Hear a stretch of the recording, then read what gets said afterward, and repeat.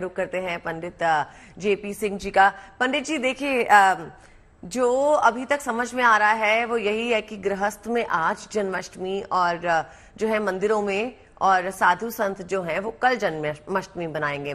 मगर खास दिन जो है 7 तारीख का ही जो है समझ में आ रहा है। लेकिन फिर भी आप इस पर थोड़ी सी क्लैरिटी दीजिए और खास करके हमें ये बताइए कि पूजा किस क्षण में की जाए, किस वक्त की जाए कि उसका जो है सबसे ज्यादा प्रभाव हो और हमें सबसे ज्यादा फायदा मिले।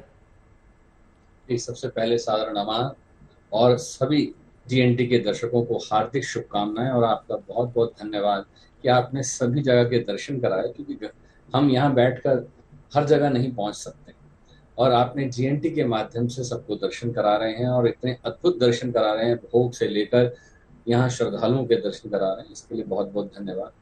जहाँ आपने अभी सुना मथुरा से भी, हर जगह से भी, कि एक चीज सबसे महत्वपूर्ण है खास तौर पे कृष्ण जन्माष्टमी के लिए कि रात्रि का समय और रात्रि के मध्य काल में रोहिणी नक्षत्र और अष्टमी तिथि होनी अति आवश्यक है, तभी जन्माष्टमी का उत्सव मनाया जाएगा। जैसे कि 11:46 रात्रि के ये सबसे महत्वपूर्ण समय है और इसी समय में ये पर्व मनाया जाएगा। और सबसे महत्वपूर्ण बात, रात्रि के मध्य काल में ही जन्माष्टमी का महोत्सव मनाया जाता है। और यहाँ पर एक क्लैरिटी और कर दूं, जो ये कंफ्यूजन होता है हर त्योहार को 2 बार मनाने का, क्यों कंफ्यूजन हो रहा है? कारण क्या है कि हम इस चीज को भूल जाते हैं कि ये एक्यूरेसी का टाइम है, अब टेक्नोलॉजी का टाइम है, हम एक्यूरेट होकर चल रहे हैं, कंप्यूटर युग में आ चुके हैं। तो अब हम तिथि को एक एक सेकंड से देख रहे हैं। पहले हम पंचांग के माध्यम देखते थे, तो पंचांग सिर्फ ब्राह्मण तक सीमित था, वो जन साधारण तक नहीं पहुंचता था। आज टेक्नोलॉजी की वजह से हर एक आदमी के हाथ में मोबाइल है, वहां पर सबके पास तिथियां, कैलेंडर पहुंच रहे हैं, तो इस वजह से थोड़ा सा कंफ्यूजन हो जाता है। पर मैं ये कहूंगा कि अगर आपको 2 दिन मनाने को मिल रहा है तो अहोभाग्य है।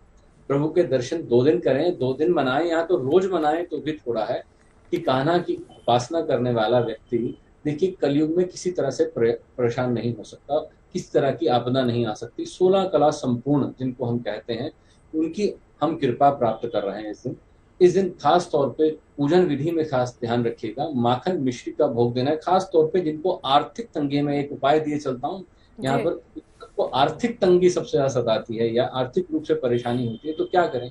माखन मिश्री का भोग तो देना है, साथ में तुलसा जी अर्पित करनी है। और अगर कर सकें तो तुलसा जी आंगन में विराजमान करके उनकी 3 परिक्रमा जरूर कर लें आज के दिन, उनको छुए ना, उनकी परिक्रमा करें और देसी घी का दीपक तुलसा जी के नीचे जरूर जलाएं आज रात्रि को। जी, इसी जवाब के साथ मैं वापस लौटती हूँ और बड़ी ही बेहतरीन और सुंदर बात जेपी जी आपने कही कि लड्डू गोपाल को प्रसन्न करना, आप मन के माध्यम से भी उनको अगर अपने आराध्य को याद करते हैं तो वो प्रसन्न हो जाते हैं, क्योंकि भगवान है वो।